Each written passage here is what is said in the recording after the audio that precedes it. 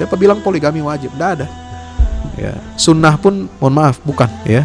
Dia boleh mubah untuk ya menjadi solusi bagi problem masyarakat. Kalau dibilang itu sunnah Nabi, ya ada ikhtilaf di kalangan ulama. Poligami itu sunnah atau bukan? Ya kalau saya berpendapat, bagaimana para ulama berpendapat itu mubah. Ya itu sebagai jalan keluar solusi. Nah kalau merasa cukup satu ya cukup satu. Ya tidak perlu diprovokasi harus nambah, ya kan? Biasanya bapak-bapak senang kalau diprovokasi untuk nambah, ya. Ibu-ibu yang kesel.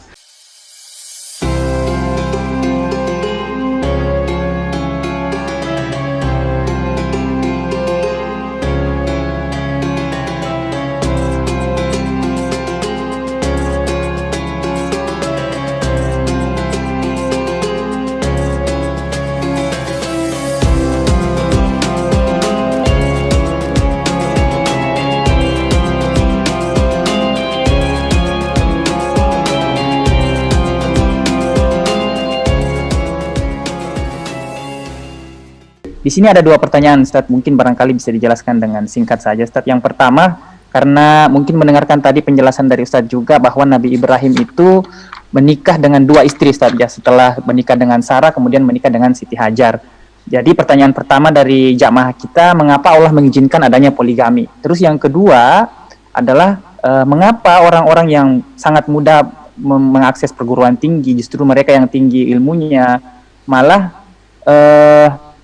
ada yang kadang-kadang yang tidak sholat, sementara orang-orang yang bisa dikatakan taat kepada Allah, tapi ternyata kalau dipandang dari segi dunia, ternyata hidupnya mungkin dikatakan sulit, bahkan susah. Nah, itu dalam pandangan Islam itu bagaimana, Ustaz? Syukran, Ustaz. Wallah, bismillah, alhamdulillah, salatu wassalamu ala rasulullah. Kenapa poligami disyariatkan? Jadi poligami itu adalah bentuk yang sudah ada sejak lama. Islam itu datang mengatur. Jadi bukan Islam yang membawa aturan poligami. Poligami itu ada dalam sejarah peradaban manusia jauh sebelum datang syariat Islam yang dibawa oleh Rasulullah Muhammad SAW. Dan itu sudah dipraktekkan oleh banyak bangsa, banyak peradaban terdahulu, tapi tanpa aturan yang jelas. Ya, maka Islam mengatur dan membatasi. Tidak boleh lebih dari 4 maksimal. Dan diatur dengan aturan-aturan yang sedemikian rupa ketat untuk menjaga hak-hak dan kewajiban dalam rumah tangga, menjaga keharmonisan suami istri dan anak-anak dan berlainan ibu. Anda harus mendapatkan keadilan. Ya, keadilan ini yang menjadi satu hal yang esensial. Jadi Islam itu jangan disalahkan bahwa ini dia membawa aturan poligami, ya. Padahal sebelumnya sudah ada poligami itu dipraktekkan. Hanya yang terjadilah kezaliman demi kezaliman. Nah, Nabi Ibrahim mempraktekkan itu. Itu adalah perintah Allah, wahyu dari Allah. Ya, dan itu juga permintaan dari istri beliau, Sarah. Ya, karena untuk mendapatkan keturunan yang meneruskan dakwah. Ya kan, untuk meneruskan dakwah ini perlu ada estafet. Maka Sarah sebagai istri yang salehah menyadari kekurangan, kelemahan dirinya. Kan sudah hampir putus asa itu, ya.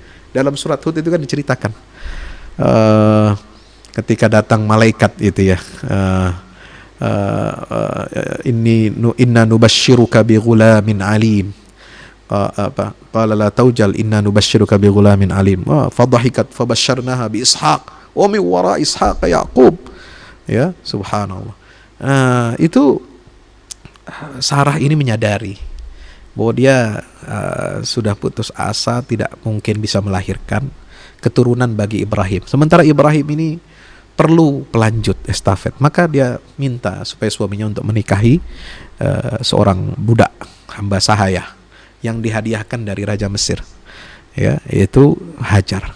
Nah, jadi itu adalah dan apa yang terjadi oleh Nabi, dialami oleh Nabi Ibrahim itu bukan suatu yang aneh, bukan suatu yang melanggar hak perempuan. Ya, itu melanjutkan keturunan itu juga menjadi hak asasi. Nah, tapi juga Allah ganti, ya, dengan Sarah bersikap baik seperti itu, Allah justru berikan, ya, putra dari Sarah, yaitu Ishak, dan Allah berikan kabar gembira, setelah Ishak nanti ada cucumu namanya Yakub. Subhanallah, ya, sudah diberitahukan oleh malaikat. Waktu itu malaikat Jibril datang, Jibril dan malaikat yang lain ini sebenarnya sedang melintas negeri Syam, ya, melintasi Palestina untuk sampai ke negeri kaum Sodom untuk menimpakan azab buat kaum Nabi Lut, ya, yang melakukan perbuatan nista. Nah, sahabat yang dirahmati Allah Ta'ala, maka itu Islam mengajarkan ada aturan-aturan, ya, pembatasan-pembatasan, dan itu bukan suatu hal yang wajib. Siapa bilang poligami wajib? Tidak ada, ya. Sunnah pun, mohon maaf, bukan, ya. Dia boleh mubah untuk, ya, menjadi solusi bagi problem masyarakat, problem kalau dibilang itu sunnah Nabi, ya ada ikhtilaf di kalangan ulama, ya, apa poligami itu sunnah atau bukan. Ya, kalau saya berpendapat, bagaimana para ulama berpendapat, itu mubah, ya, itu sebagai jalan keluar, solusi. Ya, kalau merasa cukup satu, ya cukup satu, ya, tidak perlu diprovokasi harus nambah, ya kan. Biasanya bapak-bapak senang kalau diprovokasi untuk nambah, ya, ibu-ibu yang kesel, ya. Jadi enggak, itu bukan suatu bukan untuk guyonan gitu, ya. Ya, dan orang kalau mengambil keputusan poligami itu harus bertanggung jawab dunia akhirat, berat dia tanggung jawabnya, ya. Harus bersikap adil, seperti adilnya pemimpin, penguasa kepada rakyat, itu sama, ya. Jangan dikira poligami itu enaknya aja, dia itu berat dan dihisapnya di hadapan Allah Subhanahu wa taala, seperti itu, ya. Demikian. Dan contoh Rasulullah itu, kenapa beliau itu poligaminya sampai 9, bahkan dalam satu riwayat itu mungkin 11, ya. Itu sebenarnya ada hikmah, ya, ada hikmahnya. Dan istri-istri Rasulullah itu mewakili semua jenis macam kedudukan sosial seorang perempuan. Ada yang menjanda, janda perawan, ada janda tua. Ada yang perawan yang tidak punya anak, ada yang punya anak. Ada yang jandanya punya anak, ada yang tidak punya anak, ya, dan lain sebagainya dan sebagainya. Ada alasannya ini, itu, dan sebagainya. Untuk apa? Untuk menjadikan Rasulullah itu sebagai uswah dalam seluruh kasus. Jadi Anda kalau ingin memperlakukan istri yang baik, ya, istri Anda perawan, ya, contohnya Rasulullah dengan Aisyah.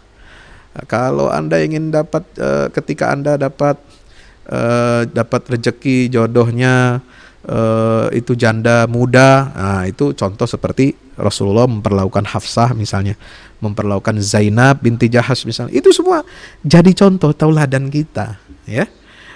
Bagaimana dengan yang punya anak, dengan yang tidak punya anak, itu semua ada contoh-contohnya. Jadi memang Rasulullah itu dicetak, ya, kalau bahasa kita dalam tanda petik, dicetak untuk menjadi uswah, ya.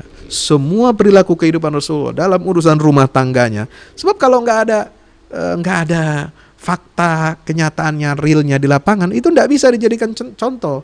Misalnya bicara tentang keadilan dalam rumah tangga, ya, bicara tentang poligami, tapi nggak ada contohnya bagaimana menghadapi berbagai macam wanita ini, ya, yang dinikahi oleh Rasulullah, maka itu tidak bisa disebut sebagai qudwah, sebagai uswah. Nah, ini hemat saya begitu, ya. Wallahu a'lam bishawab.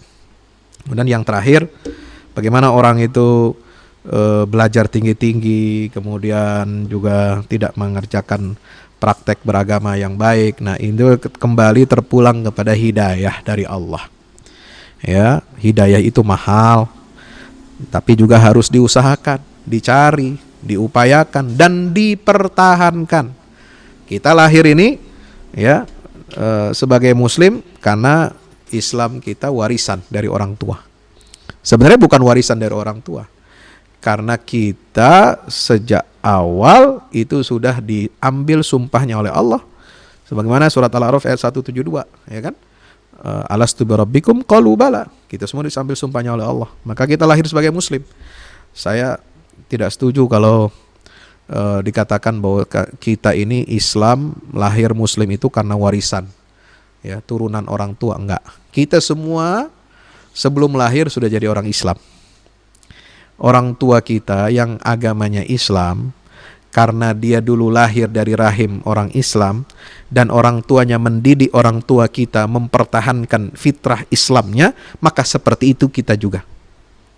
Jadi kita menjadi muslim ini karena orang tua kita mendidik kita sesuai dengan fitrah Islam di mana kita lahir.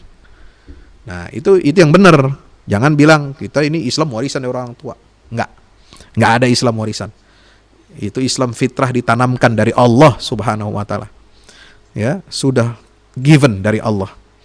Makanya Nabi mengatakan fa'abawahu yuhawidanihi au yunassirani au yumajjisanihi. Ya, orang tua itu yang berperan mendidik, ya, membentuk anaknya, apakah dia bisa menjaga fitrah Islamnya atau tidak, atau dia bisa menyimpang, menyeleweng jadi Yahudi, Nasrani, Majusi dan sebagainya. Nauzubillah min zalik. Jadi itu semua harus kita upayakan. Makanya Al-Quran mengatakan sebagai penutup, ya, apa kata Allah dalam Al-Quran, fastaqim kama umirta wa man taba ma'aka wala tadghaw. Istiqomahlah sebagaimana yang telah engkau diperintahkan, ya, wa man taba ma'ak, bersama orang-orang yang bertaubat kepada Allah bersamamu, wala tadghaw, dan jangan melampaui batas. Nah, itu. Jadi cara menjaga keimanan kita istiqomah. Yang kedua, banyak bertaubat kepada Allah. Dan yang ketiga, jangan melampaui batas. Maka Nabi SAW memberi pesan kepada orang yang minta wasiat dari Rasulullah, qul amantu billah thumma istaqim. Katakanlah, aku beriman kepada Allah, kemudian istiqomahlah kamu. Demikian. Wallahu a'lam bishawab. Assalamualaikum warahmatullahi wabarakatuh.